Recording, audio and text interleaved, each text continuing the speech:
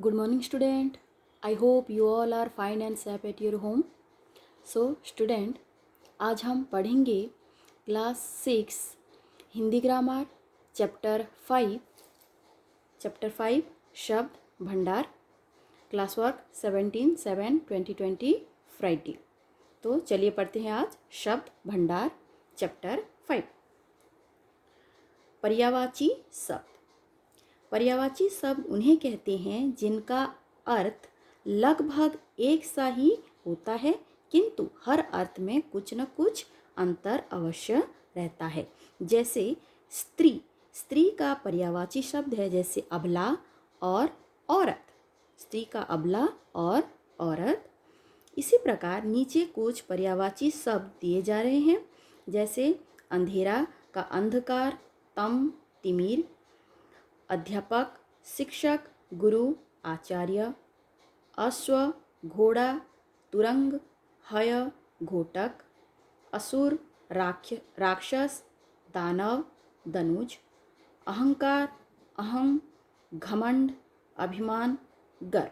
इस प्रकार कुछ पर्यायवाची शब्द दिए गए हैं और उनके अर्थ मतलब उनके पर्यायवाची शब्द भी दिए गए हैं जो लगभग वही अर्थ बतलाते हैं, लेकिन उनमें कुछ अवश्य अंतर भी रहता है। इन हर पर्यायवाची शब्दों का यही अलग अलग पर्यायवाची शब्द रहे हैं, जैसे घायल, आहत, जख्मी, क्षत, विक्षत, जल का नीर, वारी, पानी, सलील। इस प्रकार पर्यायवाची शब्द इनको कहा जाता है। नेक्स्ट, एकार्थी प्रतीत होने वाले शब्द। कुछ शब्द पढ़ने में एकार्थी प्रतीत होते हैं, परंतु उनके अर्थों में कुछ अंतर अवश्य होता है। जैसे दुर्बल और निर्बल। दुर्बल का अर्थ है कमज़ोर और निर्बल का अर्थ है जिसमें बल न हो। जिसमें बल न होते उसको निर्बल कहा जाता है। यहाँ कुछ ऐसे शब्दों की जानकारी दी जा रही है, जैसे अधिक। अधिक मतलब आवश्यकता से ज़्यादा। पर्याप्त मतलब आवश्यकता के अनुसार, मतलब काफ़ी। अनुभव व्यवहार से प्राप्त ज्ञान। अनुभूति चिंतन द्वारा आंतरिक ज्ञान। इन दोनों में बहुत ही फर्क है। अनुभव मतलब हमारा एक्सपीरियंस कहा जाता है। करते करते हमारा जो एक्सपीरियंस हो जाता है उसको हम अनुभव कहते हैं। अनुभूति मतलब चिंतन द्वारा आंतरिक ज्ञान। हमारे जो आंतरिक ज्ञान होता है उसको हम अनुभूति कहते हैं, जो कि हम बिता चुके होते हैं। जो माहौल हम बिता चुके होते हैं, जो परिस्थिति हम बिता चुके होते हैं, उनके बारे में हमें ज्ञात पहले से ही हो जाता है, इसलिए उसको कहते हैं अनुभूति। अनुमति मतलब किसी काम की सहमति। आज्ञा मतलब बड़ों द्वारा कुछ करने को कहना।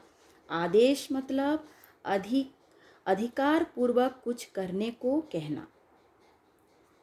इन तीनों शब्दों में अलग अलग अर्थ होते हैं। तीनों शब्द एक जैसे सुनाई देते हैं, लेकिन इनका अर्थ अलग अलग है। अनुमति जैसे हम किसी काम को करने के लिए किसी की अनुमति मांगते हैं। आज्ञा मतलब बड़ों द्वारा कुछ करने को कहे तो हम उसको आज्ञा करते हैं। आदेश मतलब अधिकार पूर्वक कुछ करने को कहा जाता है। जैसे हमारे माता पिता हमें आदेश देते हैं, क्योंकि हम पर उनका अधिकार होता है, इसलिए वो हमें आदेश देते हैं अधिकार पूर्वक। अपराध कानून के विरुद्ध कार्य करना। पाप समाज और धर्म के नियमों के विरुद्ध कार्य करना। अभिमान प्रसंग के अनुसार घमंड और गर्व दोनों के लिए प्रयुक्त हैं। अभिमान दोनों के लिए प्रयुक्त हैं। दोष या फिर घमंड या फिर गुण, इन दोनों के लिए अभिमान प्रयुक्त हैं। अहंकार जैसे घमंड एक दोष होता है, जैसे अवगुण होता है, वो गुण में नहीं जाता, अवगुण में जाता है। गर्व, गौरव, गर्व मतलब गौरव, ये गुण में जाता है।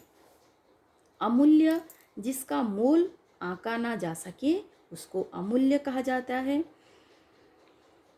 बहुमूल्य, जिसका बहुत मोल हो यानी महंगा कीमती, उसको बहुमूल्य कहा जाता है।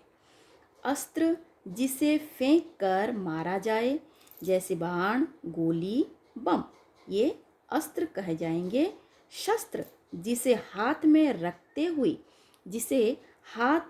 रखते हुए प्रहार किया जाए, जैसे लाठी, गदा, तलवार, छुरी, ये सब शस्त्र में कहे जाएंगे।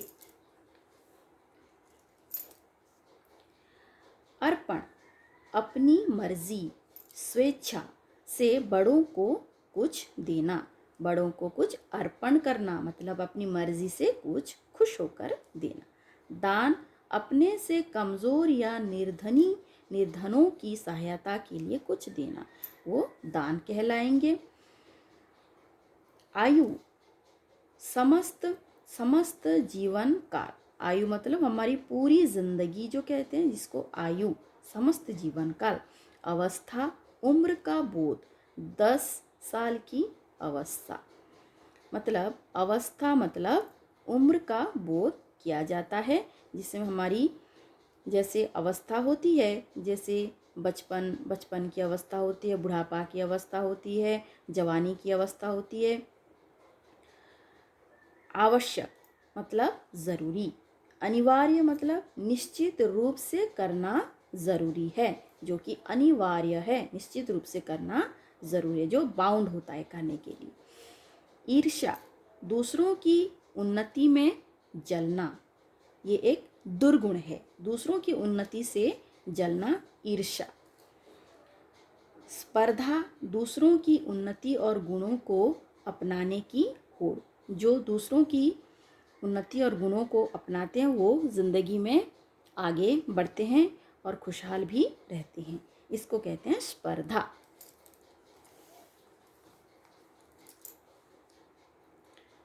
प्रेम, स्नेह, वात्सल्य, प्रणय, सभी प्रकार के प्यार के लिए। स्नेह, छोटों के प्रति प्रेम। प्रणय, पति पत्नी का परस्पर प्रेम। ये तीनों प्रेम को सूचाते हैं, स्नेह को सूचाते हैं, लेकिन तीनों का मतलब अलग अलग जगह पर अलग अलग लिखा जाता है। समर्पण, एक का दूसरे के प्रति विश्वास, भक्ति, ईश्वर या गुरु के प्रति समर्पण। भ्रम, मिथ्या ज्ञान, जैसे सांप को रस्सी समझ लेना। संदेह, अनिश्चित ज्ञान, जैसे सांप है या रस्सी। सहयोग, मिलजुल कर करना, दोनों पक्षों का मिलकर कार्य करना। सहायता, किसी की कार्य करने में मदद करना, एक पक्ष का सक्रिय होना। स्त्री, कोई भी महिला, पत्नी, अपनी विवाहित स्त्री। श्रद्धा, अपने से बड़ों या गुरुजनों के प्रति सम्मान। भक्ति, ईश्वर के प्रति पूज्य भाव। श्रम, शारीरिक मेहनत। परिश्रम, शारीरिक और मानसिक दोनों। परिश्रम मतलब शारीरिक और मानसिक दोनों के श्रम को परिश्रम कहा जाता है। नेक्स्ट, विलोम शब्द, जो शब्द अर्थ की दृष्टि से एक दूसरे के विरोधी होते हैं उन्हें विलोम शब्द कहते हैं। हम पहले से ही जानते हैं विपरीतार्थक शब्द या फिर विलोम शब्द दोनों एक जैसे हैं। विलोम शब्द विपरीतार्थ शब्द अथवा विलोमार्थी शब्द कहते हैं, जैसे दिन का रात, अंदर बाहर, अंधकार प्रकाश, अंधेरा उजाला, अगला पिछला, अच्छा बुरा, अधिक कम, अधर्म धर्म, अनाथ सनाथ। अनिवार्य वैकल्पिक, अनुकूल प्रतिकूल, अमीर गरीब, आकाश पाताल, आगमन प्रस्थान, आगे पीछे, आदर अनादर, आदान प्रदान।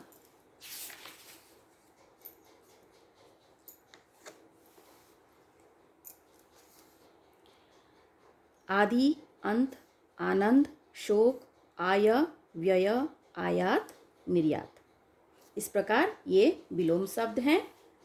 स्टूडेंट, इन सबको आपको घर में दो दो बार अपने कॉपी में लिखना है, दो दो बार पढ़ना है और एक एक बार अपने कॉपी में इसको हिंदी कॉपी में, हिंदी ग्रामर कॉपी में लिखना है। नेक्स्ट है अनेकार्थी शब्द। अनेकार्थी शब्द वे शब्द हैं जिनके एक से अधिक अर्थ हों। जैसे हार का एक अर्थ है गले का हार और दूसरा है पराजय। यहाँ कुछ ऐसे ही शब्द दिए जा रहे हैं, जैसे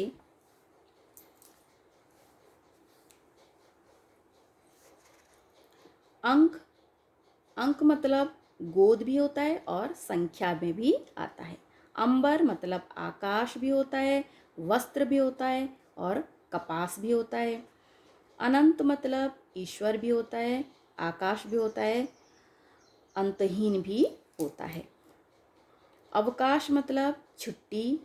अंतराल, जैसे अंतराल मतलब बीच का समय जो हमारा रिसीस होता है। अवसर, ये अवकाश का अनेकार्थी शब्द है। आम जैसे एक फल है। आम आदमी, जैसे सामान्य, मामूली, साधारण को भी आम कहा जाता है। आराम, जैसे आराम मतलब बाग भी होता है, विश्राम भी होता है, रोग का दूर होना भी होता है। कर का मतलब हाथ होता है भी, किरण भी होता है, टैक्स भी होता है और करना भी होता है, जैसे क्रिया करना, जैसे कोई क्रिया। काल, जैसे समय को बताता है, मृत्यु को भी बताता है और यमराज को भी काल कहा जाता है। गति जैसे दशा को कहा जाता है। चाल को कहा जाता है धीमी गति, शीघ्र गति, द्रुत गति कहा जाता है। चाल को भी कहा जाता है और मोक्ष को भी गति कहा जाता है। जैसे गति प्राप्त हो गई, उनको आज गति प्राप्त हो गई, मोक्ष जैसे उनका हो गया। गति का 3 अनेकार्थी शब्द है, दशा, चाल, मोक्ष। गुरु का मतलब होता है शिक्षक, बड़ा या भारी। तीर का मतलब होता है बाण या फिर किनारा, नदी का किनारा। तीर मतलब बाण भी होता है। दंड, सजा या फिर डंडा। दल का मतलब है पक्ष या फिर समूह। एक ग्रुप को जैसे समूह दल कहा जाता है, जैसे क्रिकेट का दल, फुटबॉल का दल होता है, टीम होता है। इस प्रकार बाल, केश, बालक, बालें, जैसे धान गेहूं की बालें, इसको बाल भी कहा जाता है।